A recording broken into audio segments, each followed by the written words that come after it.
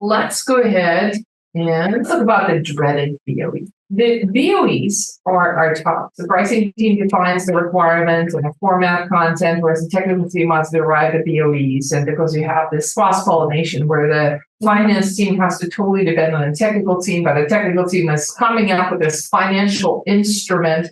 Sometimes there's a lot of misunderstandings and lack of ownership and all kinds of other things that happen. The BOEs must be led by a technical subject matter expert who knows the program, not the pricing team, typically. Although the pricing team a lot of times understands this instrument better than the technical team, and therefore they take that leadership by default. So luckily, BOEs are not always required, and you may or may not choose to provide them on your own accord if you have an opportunity to. So what they are perfect for, though, is ghosting the low ballers, people who undercut others and lack realism in their pricing. So they're great to justify costs that need additional proposal rationale as well, like they need a story around the cost. And they're labor intensive, they're tricky because of having to be consistent across all the elements. See, you may have a lot of information for this BOE, but no information for that BOE, and a little bit of information for the other BOE. But in the end, they all have to be consistent.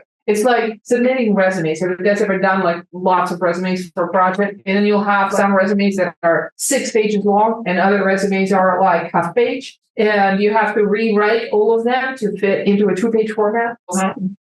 But we've had to. Yeah, it's the same thing with the BOEs. You may not have a lot of story to tell, but they need to be consistent. They need to be at a similar level of detail. So they're used for ghosting. Important points in BOE development is BOEs are a labor-intensive task.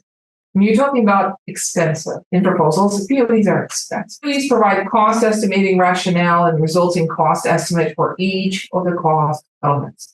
And most companies fail to have much of A or any B in the BOEs. BOE is a basis of estimate, not just the estimate, with a little bit of explanation. Solid basis is essential. Now, basis, let me just explain basis. Every time that you're going to say, hey, this proposal is going to cost you about $20,000. How do you know if I'm accurate or not accurate? You don't without some basis. What would be my basis in my previous proposals? Have you ever done a proposal at 20K of this size, scope, and complexity? How do you know if I'm like telling you, how do you know if I'm baiting and switching? Now you're committed to me, and now I've run out of that 20K, and now I want another 60K to finish. That's what the government wants to avoid. Or I'm going to walk off the job.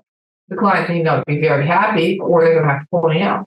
Awful. For the government, they don't want to have that kind of situation, so they want to make sure that your estimates are accurate. Whenever you actually telling them something is going to cost this much money, you have a basis behind it. What are you basing it on? Another program that the government has already finished. You finished that program, you finished a major part of that program, and the government has confirmed that those costs were accurate. They looked at it, they may have done an audit at the end of that program. They were convinced it was accurate. And now you can say, okay, this program is about half the size of the other programs. So we think it's about going to be cost of half of that. Make sense? Solid basis is essential. So here's an example. 3 full-time engineers are required for 18 months based on F-16 program of comparable size and scope. And then you would list real contracts there. So like you're going to be referencing a program versus 3 full-time engineers are estimated as required to complete WBS item 2.1, 2.2, and 2.3. So what happened in the first case? For specific and cited examples. Yeah, you have a specific and cited example of a program that you can back up. What happens in the second case? You're just telling them what you did. Yeah, you're telling them your thoughts. I think it's going to take 3 full-time engineers.